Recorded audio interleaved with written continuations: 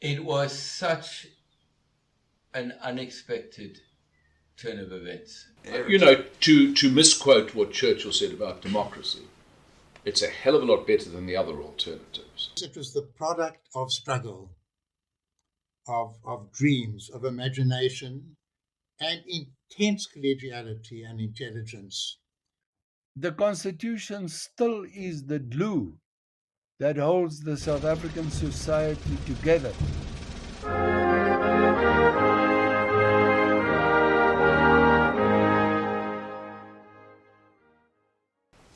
On my guest's retirement from politics, he was described by Thabo Mbeki as having the bark of a bull terrier. Throughout his political career, he stood firmly in opposition to the government, whichever it may be. His devotion to opposition politics exemplified the importance of that role in governance, as he was always insistent that the government be held to account whenever it fell short of its promises and mandate. This commitment was recognized and rewarded in democratic South Africa, as he was leader of the Democratic Party when it became the Democratic Alliance and achieved the biggest growth in its history, becoming the official opposition party in Parliament, a position the party holds to this day. Prior to this success, he was heavily involved in the creation of both our transitional and final constitutions, using his position in between the NP and ANC to moderate, as best he could, the demands of both. Tony Leon has been acknowledged by his colleagues as a singular political force. He is a renowned author, a former ambassador, and a wildly successful speaker, and it is my honor to talk to him today. Hello, Mr. Leon. How are you doing? I'm doing well, Gabriel. Thank you. So, Tony, where did you grow up? I grew up in Durban, in what is today called KwaZulu-Natal. I went to boarding school there, and then I went to Johannesburg, where I went to the army, and then I went to Wits University. And so what was it like for you growing up during apartheid? Well, I came from quite a political family. My late mother, was quite a big political activist in those times, in the liberal causes of the day. And my father was a lawyer who was involved in some quite significant political trials, and then became a judge when I was very young. I was 9 years old. So I did grow up in quite an intensely political family, so we were quite aware of what was going on. So we didn't have that blindness that I think afflicted quite a lot of white South Africa, the comfort of suburbia without the inconvenience of the background of apartheid. So we were exposed to that and made aware of it. And yeah, it formed a lot of my consciousness in opposition to apartheid. And so your parents were both involved in the Progressive Party, I believe. Yes. So, which you also joined. And so how did their views, you mentioned a little bit what they did, but how did their views shape you while you were growing up? I think they profoundly affected me, and also, and through them and my mother particularly, my exposure to what you might call Progressive Party politics. So, a lot of the leaders of the party used to come through our house in Durban, and I got very involved in the political campaigns. And when I was young, 12 years old, there was an election. I was absolutely thought this was a life and death struggle. Of course it wasn't, but it seemed that at the time. And the leader of the Young Progressives, which was the youth wing of the Progressive Party, was a chap called Bobby Godsell, who then became very prominent in South African business and mining, and also in liberal causes later on. And he was a very charismatic figure in Durban, and he made a big impact on me as well. So did your involvement in politics influence your decision of study? Because why was the legal path the best way to oppose apartheid alongside your political involvement? Well, I'm not sure it was anything as grand as that. I wasn't very good at maths. And, I alongside being very politically involved, now that continued at university, where student politics to me was more important than studying. I did come from, the other part of my background was fairly bourgeois, so you had to have a profession. Well, I was no good at maths, so I wasn't going to become an accountant. My father was a judge. My brother was a very successful, became a successful lawyer, but a very prize-winning law student. So I did a BA in politics. That interested me, although politics I taught at Wits University in the 1970s was more Marxism than anything else. And then I thought, well, what am I going to do with a BA? Well, bugger all, we used to call it a BA. So I then thought, well, let me do an LLB, because that was something I could access. And so I became a lawyer almost by default and by background because of my family thing, but I wasn't hugely motivated, although strange enough I found the study of law fascinating, and there were parts of it I really was very taken with. And it was really at the beginning. We're talking now the beginning of labour law in South Africa. So we had a very short course in labour law taught by Helen Suzman, who was a great trade union activist. We had aspects of public law, constitutional law, though there wasn't a constitution. And that had a very profound impact on me. And certainly, although I didn't set out to study law in order to become a politician, but it certainly helped shape my political views, and it certainly gave me, if I could describe it, an expertise when it came to dealing with real constitutional matters, and more particularly because after I left university and became a lawyer, I went back and lectured in constitutional law. So those sorts of backgrounds were very helpful when we actually had the opportunity and privilege to negotiate a proper constitution. So I believe it was in 1986 that you came back and became a lecturer in the law department, is that correct? And that was at a time when the government was actively attempting to shut down free speech, and the universities were one of the main bastions keeping the tradition of free speech and the free exchange of ideas alive. So what do you think the effects were within South Africa of the university's resistance to apartheid? And did you perhaps use your platform as a lecturer to further this resistance? I wouldn't say that I did, although the milieu I was operating in and lecturing in at Wits University between 1986 and 1989 was, as you say, intensely political. And the courses I taught, some of them were very non-political, like commercial law, didn't have any politics in it, did afford an opportunity, a window, if you like, into what South Africa could be if it was a fully fledged constitutional democracy. It was neither constitutional in the meaningful sense of words, and certainly wasn't democratic. And obviously there were some younger students there who were black, who were exceptional in the sense to get into the university was difficult. And ironically, the man who kept black students out of Wits in those days was the Minister of Education, called F.W. de Klerk, who was extremely conservative in his then incarnation as a senior cabinet minister. But there was a lot going on the campus. There were major figures on the left, like David Webster, who was assassinated, I think in 1986. And one of my colleagues, who was literally had an office down the corridor from me, Raymond Suttner, was also arrested and severely tortured. So there was a great deal going on right alongside where I was, and the Wits law faculty was itself appropriately divided between liberals, conservatives, radicals. But everyone, I think, had a mutual respect that the university actually had to produce graduates who were both informed and who were excellent in their application of knowledge. And in that same year, I believe you contested an election for the Joburg City Council for Yeoville, which you eventually won.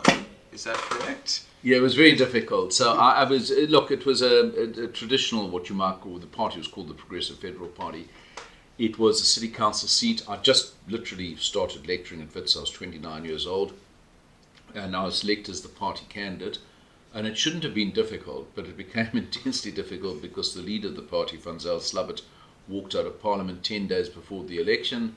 My opponent was a very prominent, well-known Johannesburg National Party member who happened to be Jewish in quite a Jewish area. I was also Jewish. That probably had something to do with me winning.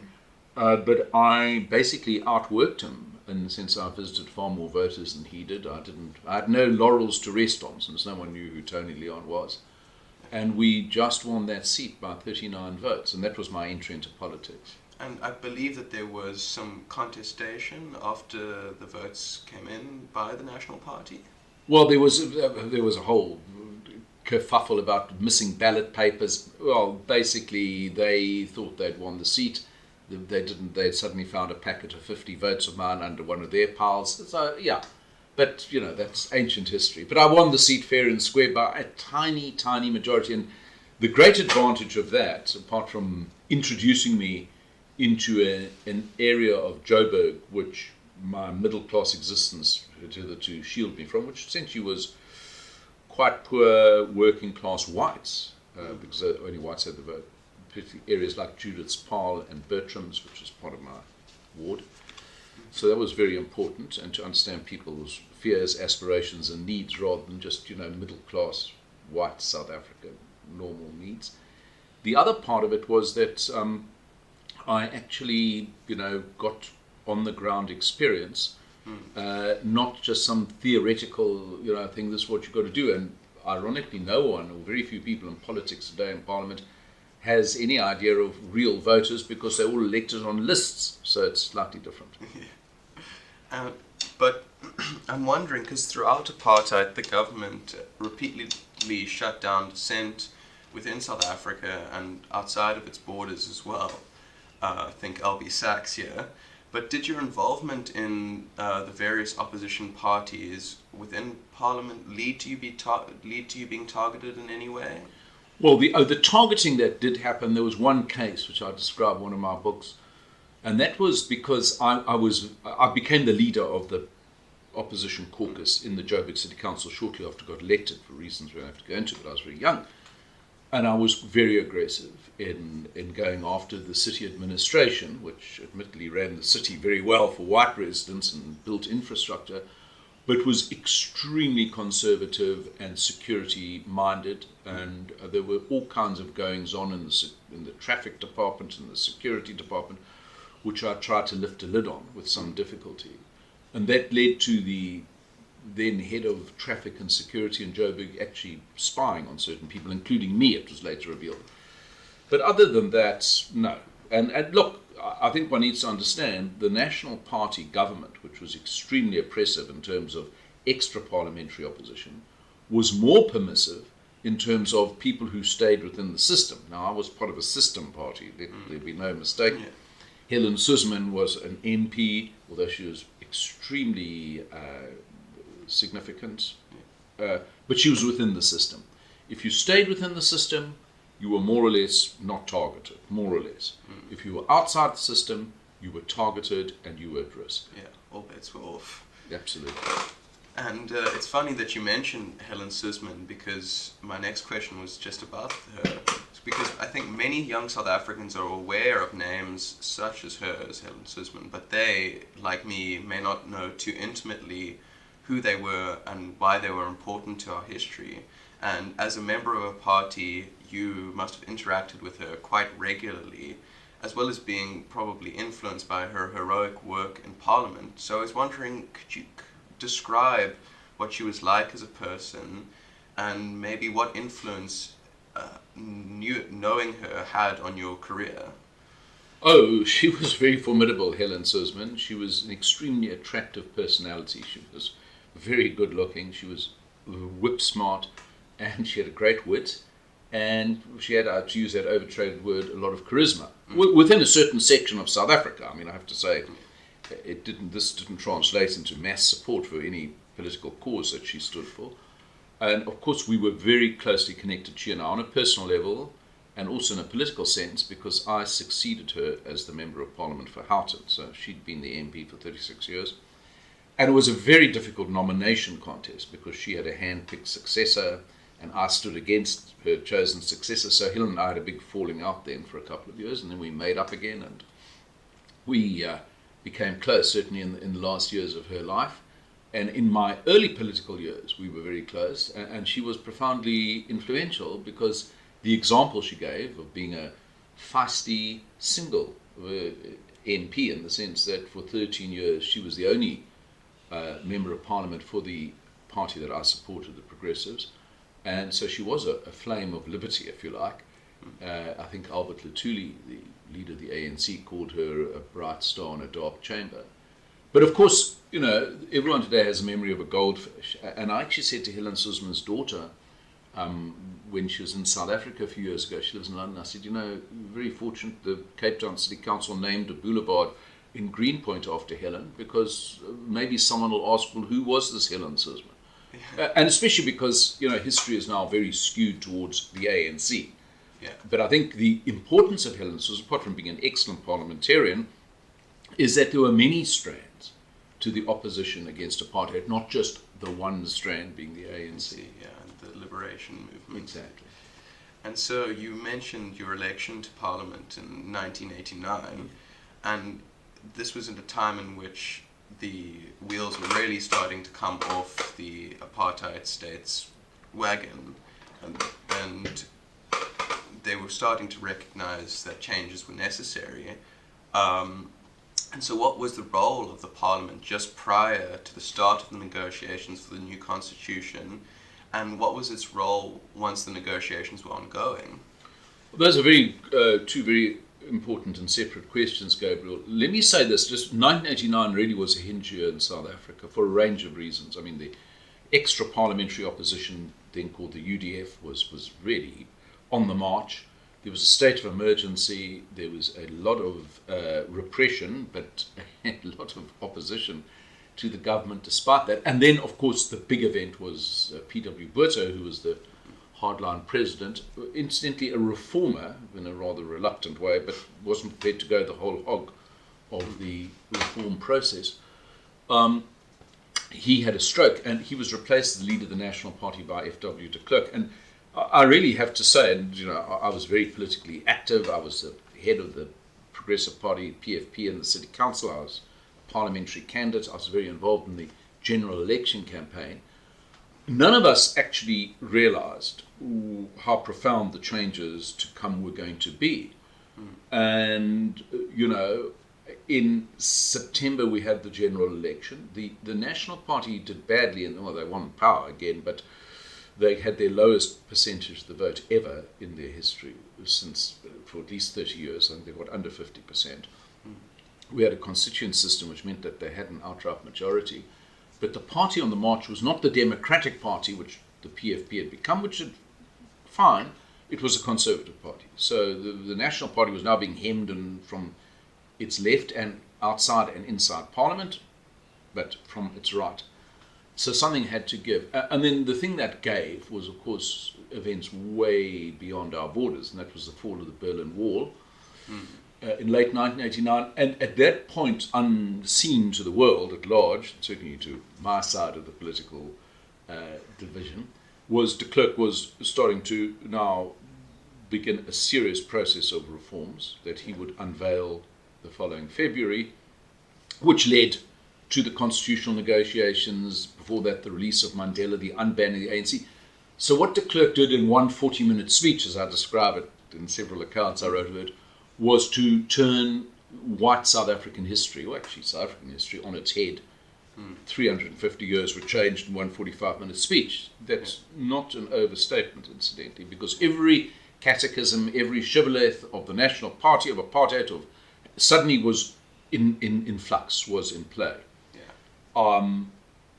The immediate consequence was that suddenly the sites of political power moved outside Parliament, which had the formalities of power because only the Parliament had the power to change things, to what was for South Africa terra incognita, which was a constitutional process which was yet to start.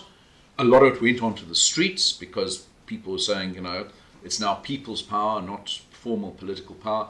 So there was a tumult in the polity generally, in society, and it was almost that Parliament became much less relevant afterwards and would never again regain the preeminence it had, because even when we had full-blown democracy, Parliament was sidelined for other reasons we can go into. And so we can talk a little bit more about the role of the Parliament in the negotiations. From my understanding, as you mentioned, its loss of the preeminence and the power, it became somewhat of a tool to put the rubber stamp on the changes that were happening outside of its borders. Well, look, Parliament had the formal power because nothing could change without an enactment of Parliament. So Parliament was used, and there were a lot of fiery debates, particularly between de Klerk's National Party government and the far right-wing Conservative Party, which was then the second party, the official opposition. And a lot of legislation was changed, from the Prohibition of Political Interference Act, the Population Registration Act. All the pillars of apartheid were dismantled by the parliament. But as you say, in a sense, the National Party had an outright majority. So whatever was decided in the constitutional processes and by the informal talks between the National Party and the ANC, that was where the real power was, as opposed to the de jure power, which still resided in Parliament. And yes, so Parliament continued to function and perform its role, but it was not a decision-making chamber in the meaningful sense of the word. So I think now is an appropriate time for us to move into talking about these negotiations that led to our new constitution. But the first attempted constitutional negotiations were the two codices, which ultimately failed. And I'm wondering, so what was your role in the codice negotiations, and why did the codice negotiations fail in your view? So my role was my role became much more important after 1992, when the resumption happened after Codesa failed, for a range of personal, political, and other reasons.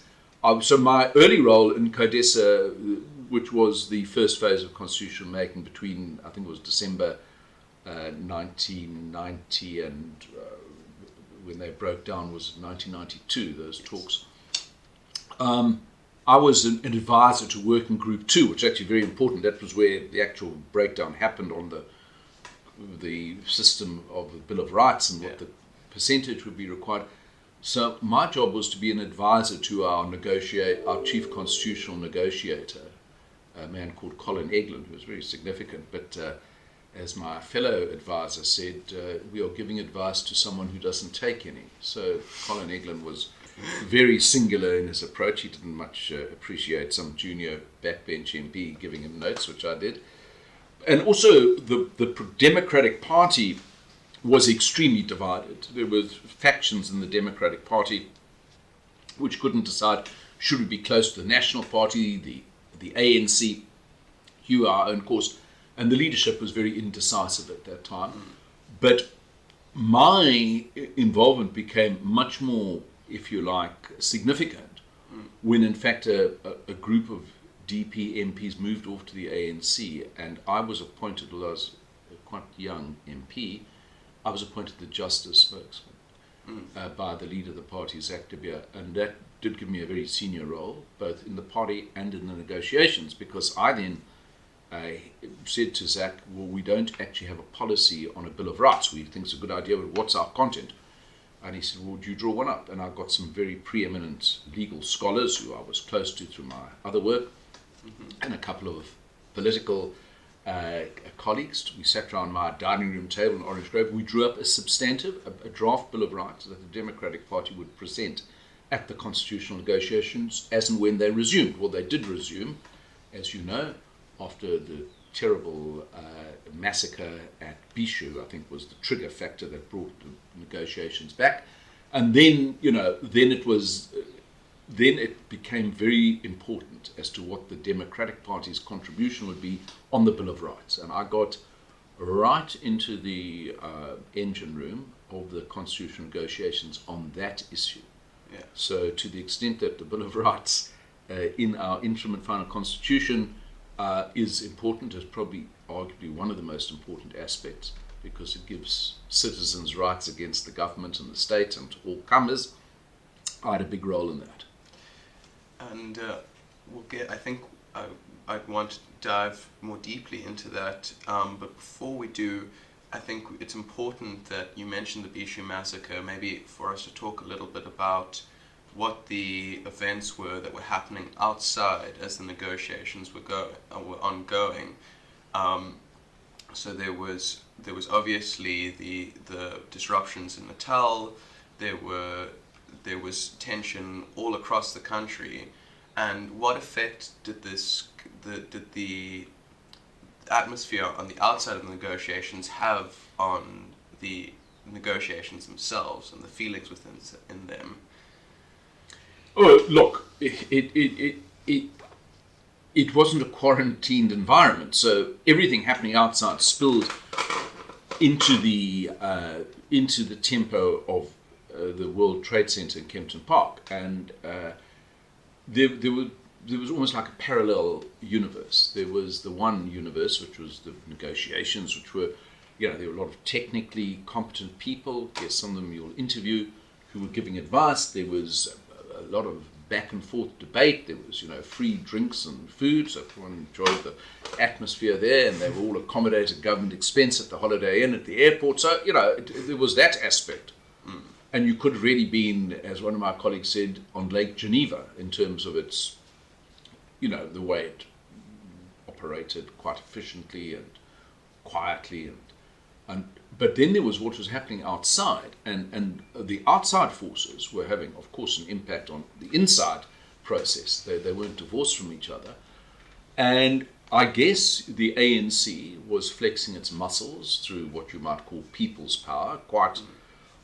I'm not an expert in how benign or malign that was, and I don't know who was more responsible for the loss of life, the IFP or the ANC or some so-called third force, security forces, or all three of them. Probably all three would be a fair thing. So that was one aspect. The second aspect was there was a huge division, if you like, in the National Party administration, between what you might call the securocrats, who were represented by quite hardline forces, the Minister of Defence, Magnus Malan, the Minister of Police, Adrian Vlok, and a whole lot of generals who thought that de Klerk was giving the country away, in their view. And de Klerk was obliged or forced to fire a lot of generals, get rid of his Minister of Defence, get rid of his Minister of Police, or sideline them. And then there was the increasing belligerence of the Inkatha Freedom Party led by Mangosuthu Buthelezi, who aligned itself with extreme right-wing conservative forces and basically were in a state of war with the ANC. So there was all this going on outside and clearly it impacted inside. And then you had the role of the international community. I mean, the ANC was not shy about, if you like, leveraging any atrocity to put further pressure on the National Party government, as they did after the significant Boy Patong massacre.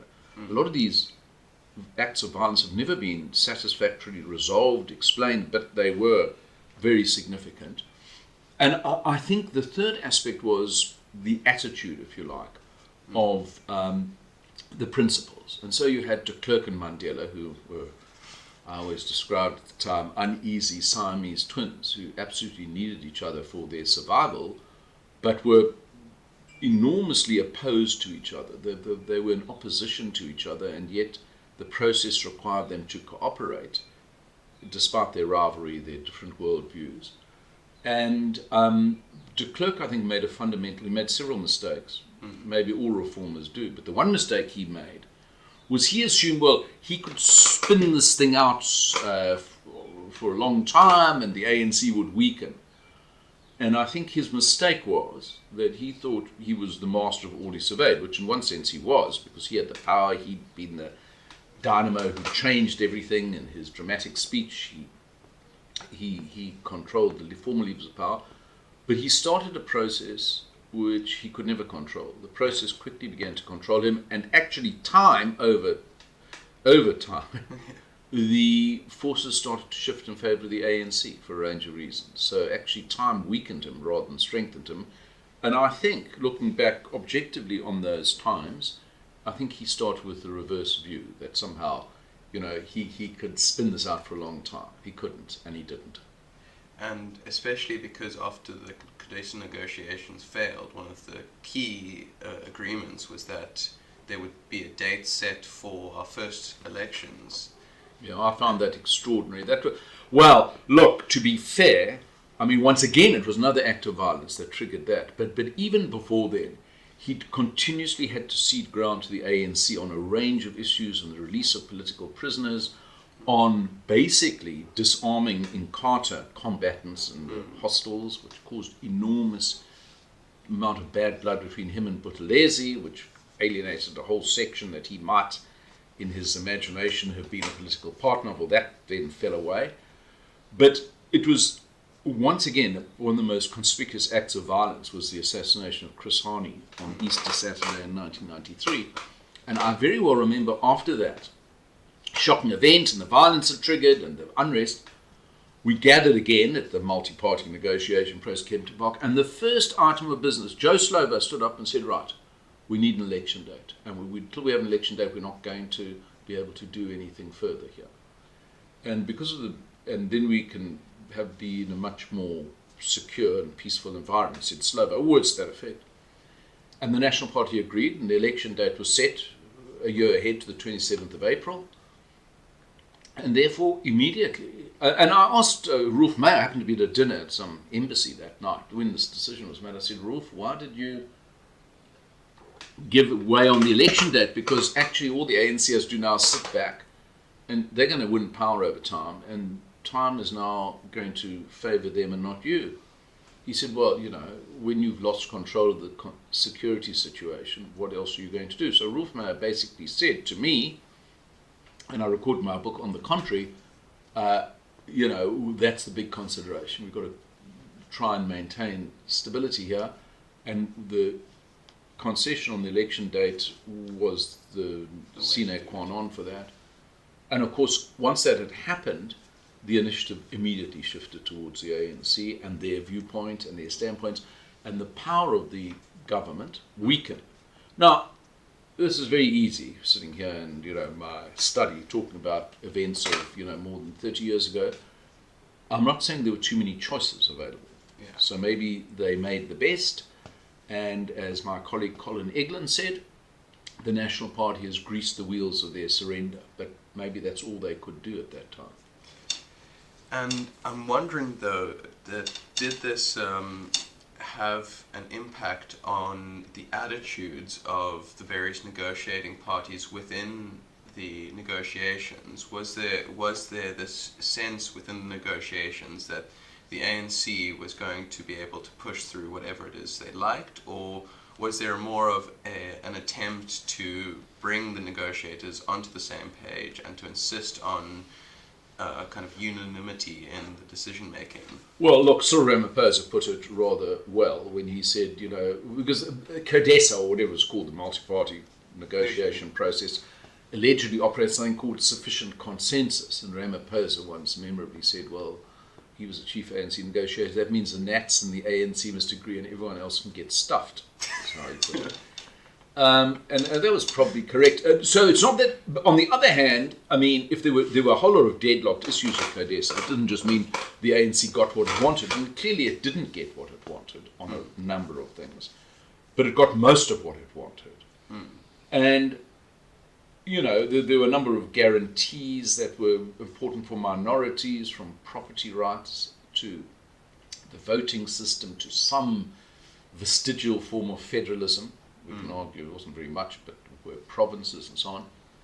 But I think the ANC, whether it consciously or unconsciously, took the view it was prepared to make concessions on a range of things, not on many things, limited power sharing for the first few years and so on. It took the view, I think a lot of ANC people, particularly the communists, who were very strong in the ANC, still are today. Look, we can be instrumentalists here. We'll use the Constitution and the new democracy as an instrument. Then we will take power and we will change the forces of power and the dynamics from within the new constitutional system, as they've done. I mean, there is, other than the testing power of the courts over legislation, there's very little left of the so-called rights and guarantees for minorities and for individual rights beyond elements of the Bill of Rights. A lot of it's just disappeared. And I think it's important that we then get back onto the Bill of Rights, something that you had quite a strong hand in, as you mentioned earlier. And I was wondering, what were you pushing for to have included in the Bill of Rights, and what was the DP's line on what the Bill of Rights should resemble? Well, the biggest battle that I was involved in at Kempton Park in the constitutional negotiations, which had a big effect, was to actually have an independent constitutional court, or a constitutional court that wasn't simply appointed by the government or the cabinet, which was what the National Party and the ANC had cooked up at some secret get-together in Bosparad, it was called, that we had some influence in changing. So we got a Judicial Service Commission, which has not worked out very well in practice because it's overstuffed with politicians. It's made some very bad appointments, but it was a better alternative than simply the government choosing its own judges, which is what the first thing was. So who's, quis custodes ipsos custodiet, if I remember my schoolboy Latin, who guards the guards, is the key question of any constitution. And it was important, although I think the standards of adjudication are pretty bad in many courts in South Africa, to have independent judges, or judges who were appointed through a process that wasn't just the government choosing its own guardians. So we had some success in that. That became the critical matter, and was a big showdown and a lot of drama about that. The second question, to me, was fundamental. Well, I'm a liberal, and I'm a liberal both in the economic sense and in the political sense, individual sense, which was massively contested then as today. We're talking 30 years later, was the issue of the right to property. So we spent a lot of time and a lot of intellectual firepower and a great deal of debate about the property clause, section 25, which has been eroded over time, still more or less stands as I'm speaking to you today, although under assault. And it was significantly quite a strong clause in terms of protecting property ownership, with necessary balances for the people who never had property or been dispossessed of property. In the 1993 constitution, the interim constitution that we agreed, it got reduced somewhat in 1996, and it's been under attack ever since. So, but that was a matter of contest. Yeah. To me, the third aspect, which had nothing to do as such with the Bill of Rights, but which would be fundamental everywhere, and which is outside the matter I was involved in, but was key to the Democratic Party, was the issue of federalism, which I think the Democratic Party did not do a particularly good job on, and the Constitution is anything but federal. So it's sort of a unitary constitution with a few federal concessions. But back to the Bill of Rights itself, I mean, there was a lot of debate in 1993 and again in 1996, when we finalized the Constitution, as to how preeminent individual rights should be versus what you might call second and third generation rights. These are the socioeconomic rights, the environmental rights. And, I took the view, and my part took the view, that we could have a constitution with quite a lot of, emphasis on not just the individual, but really it was the remit of government and parliament to make those decisions, not to overstuff a constitution with all kinds of rights and entitlements, which really were just a wish list. Now, we were unsuccessful in that from the Democratic Party, because the Constitution contains a plethora of rights, all of which are very laudable, but most of which have been observed entirely in their breach. And, I thought at one point during those negotiations, I thought, well, I don't have to say anything about this, because the Democratic Party is not going to be the next government, that's for sure, as events proved. The ANC is going to be, and they are now shackling themselves with a whole lot of rights that they're never going to be able to afford or enforce, and they're only going to lead to people's disappointment. Well, that's exactly what happened. Here we are, as they say, as you say. But yeah, so I would say those were broadly, some of the big issues. And how did you go about trying to get these issues onto the floor and to convince people that they should side with you on them? Well, that's interesting. So we had, look, a lot of the technical advisors who were actually ANC people. I mean, Arthur Chaskelson, a very preeminent lawyer, was very aligned to the ANC. A lot of other folk were nominated by the ANC. Hugh Corder, I think, as part of your program. These people were very sympathetic to the ANC viewpoint. There were very few who were sympathetic to what you might call the DP viewpoint, and practically none of them were sympathetic to the National Party viewpoint. So the ANC had a very rich bench of both negotiators, advisors, so-called technical experts, and they had the following wind of history behind their backs. I mean, the media was on their side, the international community, not entirely, but largely.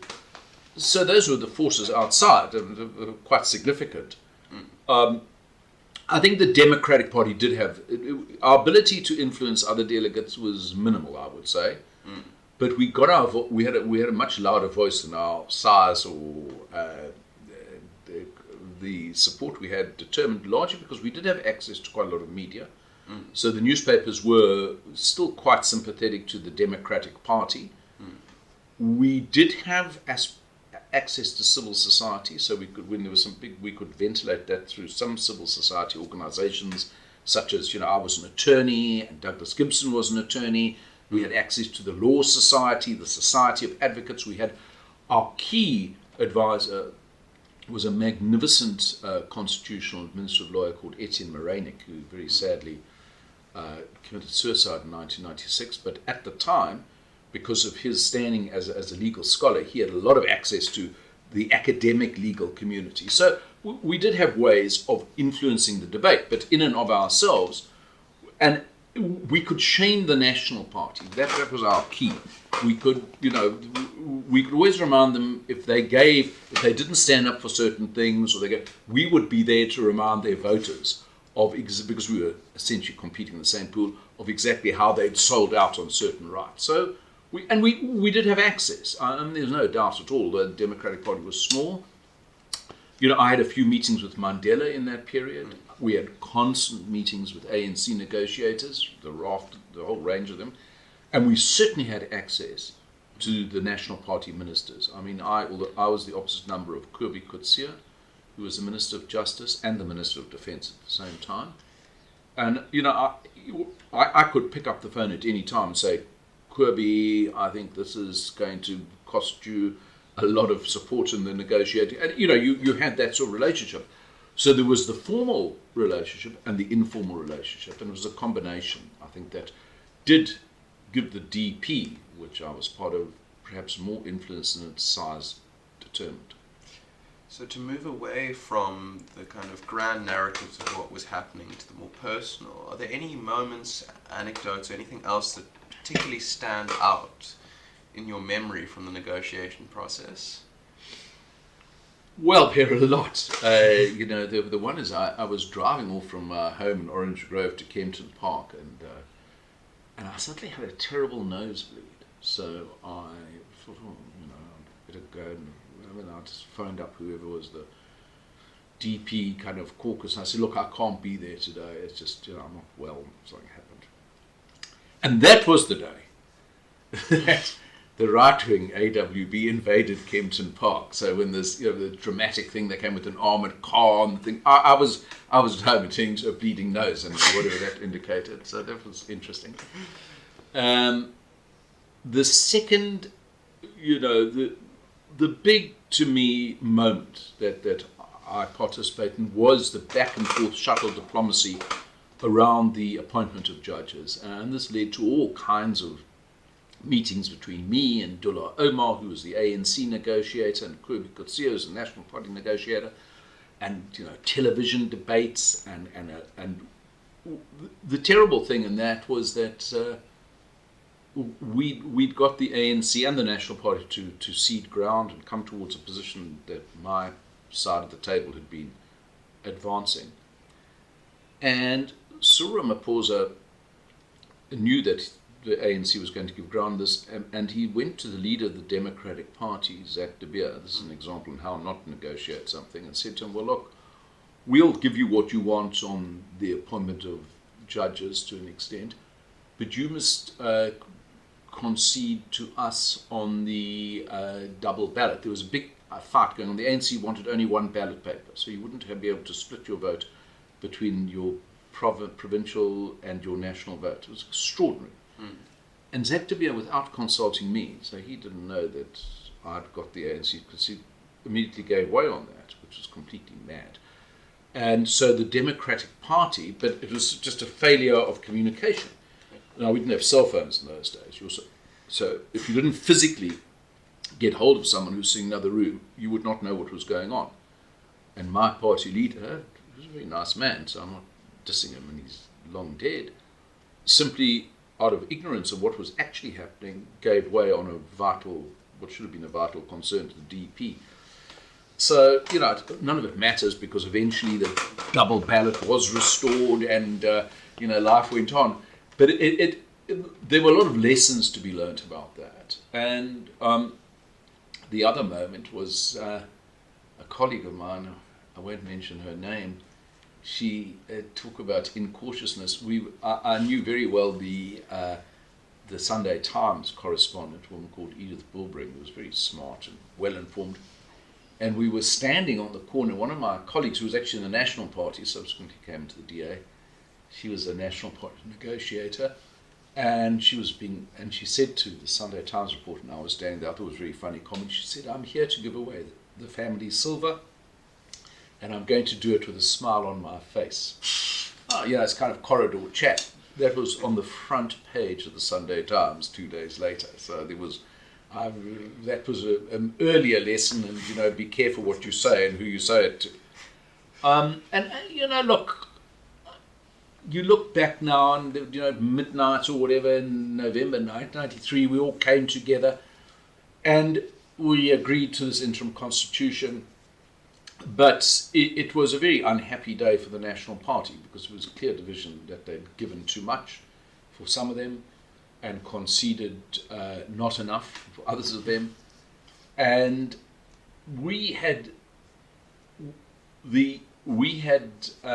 not enough idea of, if you were at the negotiations, of what was happening in the inner ranks of your opposite numbers. And that only emerged afterwards, that you knew actually how deeply resented a lot of the de Klerk concessions were by colleagues of de Klerk's, but that wasn't apparent at the time. But they were quite good at masking those divisions, at least in public. And so, with all of this, I'm wondering, how did we as a country, and you as the negotiators, manage to achieve the first universal democratic elections by the agreed upon date and actually oversee a peaceful transition to democracy? Well, as much by accident as by design. I mean, the negotiations themselves were, I thought, in some ways very poorly done. I describe, and was one of the records I kept at the time, which appeared in my book, on the contrary, how the Minister of Defence and the Minister of Justice, same person, Kobie Coetzee, who was a very opaque individual, he was never quite knew what he was thinking or saying. He was rushing at 11 o'clock at night from the discussions on the defence to our agreements on the appointment of judges. And I remember Douglas Gibson, who was my colleague, and I was saying, how do you negotiate the future of a country like this? So the National Party's negotiation tactics were bad, but they were made much worse by the fact they didn't have the depth of experience outside of government, so they didn't really have people to call on other than bureaucrats to assist them. And I think that meant that the outcome from their point of view was disjointed, whereas the ANC was much more strategic and had a much, I think, clearer view and were better advised than the National Party negotiators were. And a lot of it was helter-skelter, and of course, it suited the ANC to keep a whole lot of matters in dispute till the last minute, because ultimately, what were we going to do? Either there would be no constitutional negotiation outcome, which would mean the country would just spiral out of control, as it was in danger of doing, or there would be, but it would be on a basis that the ANC would get most of what it wanted. And that's what happened. And part of the problem, as I reflected at the time, so this is not me with retrospective clairvoyance being smart after the event, was that the National Party put all their efforts into securing some aspect of power sharing in the executive, which of course suited de Klerk. He'd become deputy president, they'd get a couple of cabinet seats, which was really what they were after. But even that they couldn't secure in the long term. It would be up for renegotiation, which ultimately failed at the final constitutional talks. And a lot of other issues where they should have been far more concentrated, like federalism, getting more power to provinces, they just sort of were absent. from proper engagement. So, but there was a deal.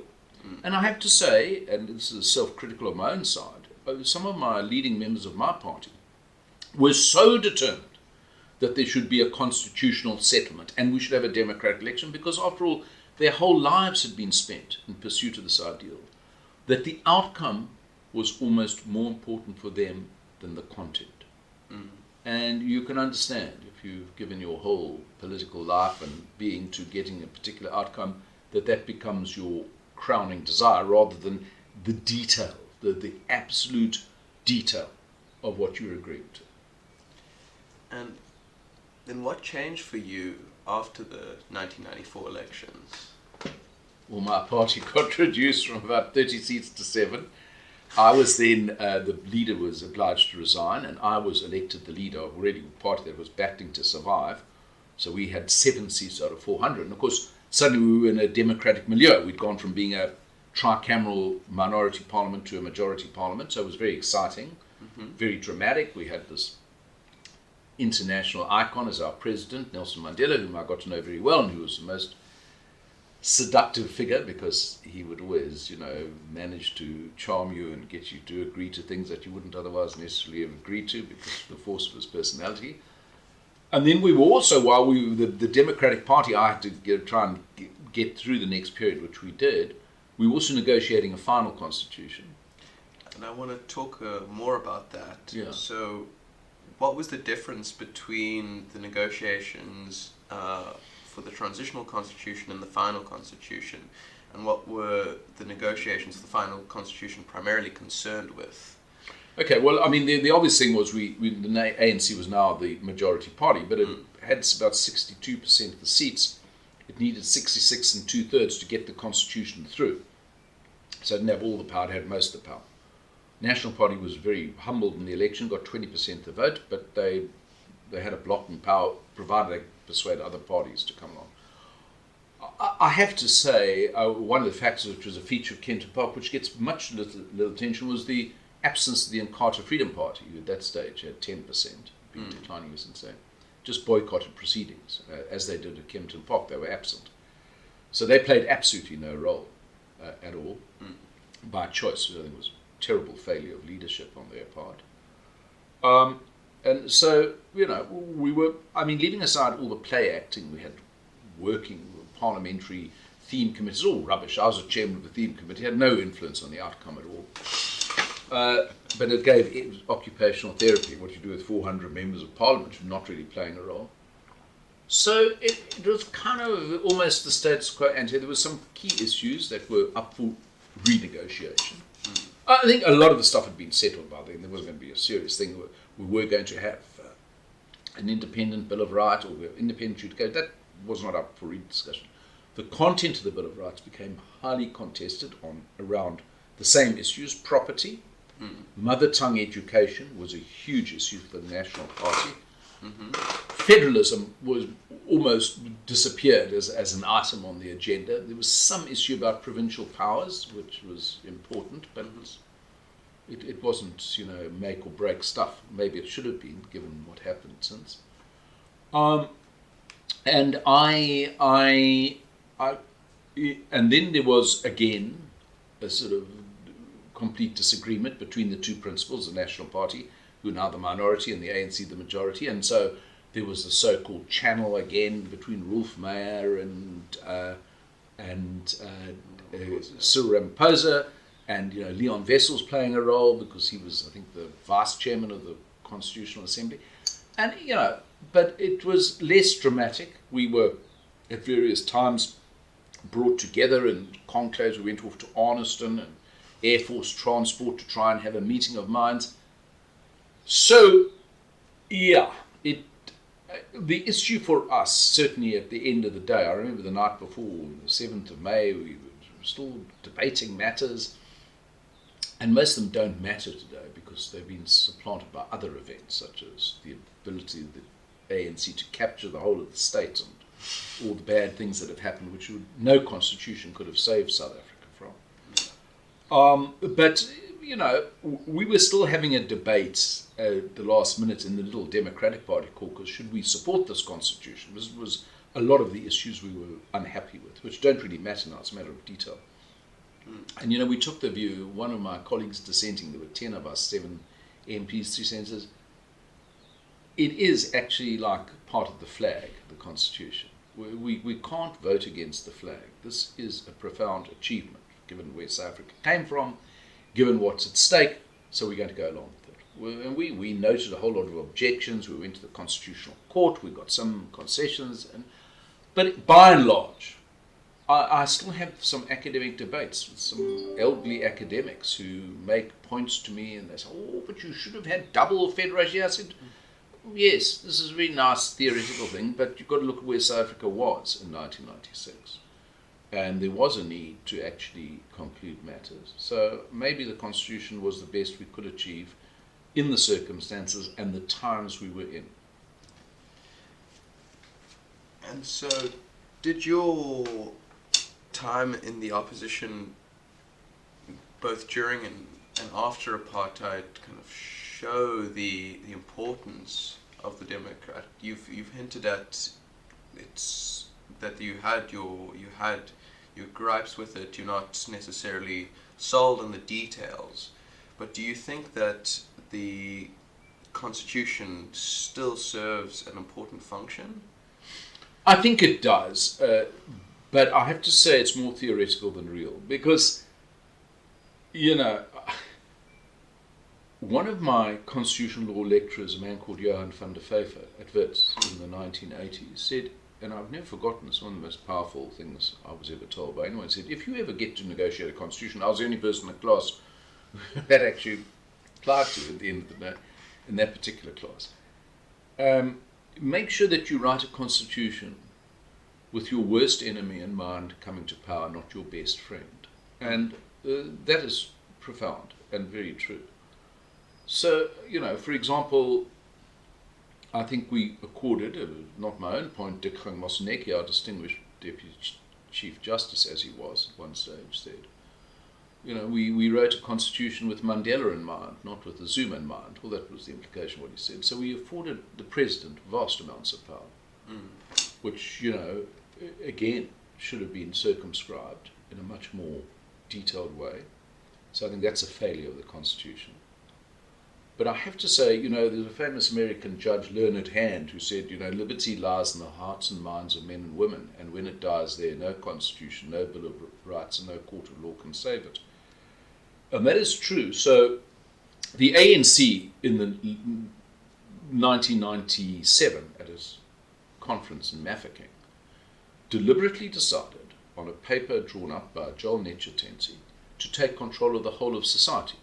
And tactics and strategies document, they were going to get control of the Reserve Bank, they were cadre deployment. And so they would, put their cadres into the public service, even into the Constitutional Court itself. Cadre Deployment Committee decides who's going to be a Constitutional Court judge, for example.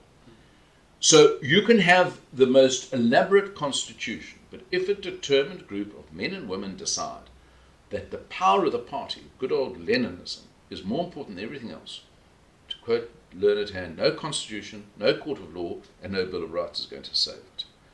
And I think South Africa, to an extent, not entirely, is caught by that paradox of having a party which really is only interested in power for itself and its cadres, and a constitution which suggests otherwise, but is actually not that powerful when it comes to such, you might say, Leninist determination.